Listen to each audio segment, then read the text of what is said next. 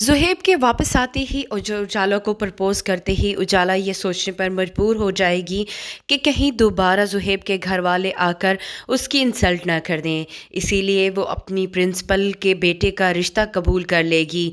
उसे लगेगा कि एक छोटी सी मासूम बच्ची की माँ बनकर शायद वो कुछ नेकी कमा ही लेगी। उसने खुद महरूमियों में ज़िंदगी गुजारी है, इसीलिए वो उस मासूम सी बच्ची के लिए ये कुर्बानी देने पर तैयार हो जाएगी। लेकिन रीमा उसे समझाएगी कि उसे ज़ुहैब के साथ ही शादी करनी चाहिए।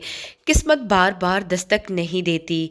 लेकिन उजाला एक दफ़ा फिर एक गलती करने जा रही है। वो ज़ुहैब के रिश्ते को ठुकरा कर अपनी प्रिंसिपल के बेटे के साथ शादी करने का फ़ैसला कर लेगी। ज़ुहैब को पसंद करने के बावजूद भी उजाला का ये फैसला कुछ समझ में आने वाला नहीं है। उसे अभी तक माजी की वो बातें याद आ रही हैं जब ज़ुहैब के घर वालों ने उसे ठुकरा दिया था और उसकी इज्जत को दो कौड़ी का करके रख दिया गया और उसे रिजवान जैसे शख्स के साथ शादी करनी पड़ी।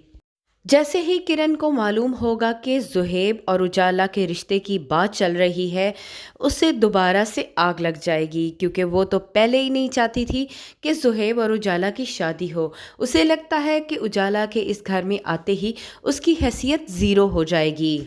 लेकिन इस बार फ़ायज़ा और उसकी माँ ये ठान चुके हैं कि वो ज़ुहैब की शादी उजाला के साथ करके ही रहेंगे, क्योंकि ज़ुहैब को भी खुश होने का उतना ही हक है जितना कि ज़रबाब को।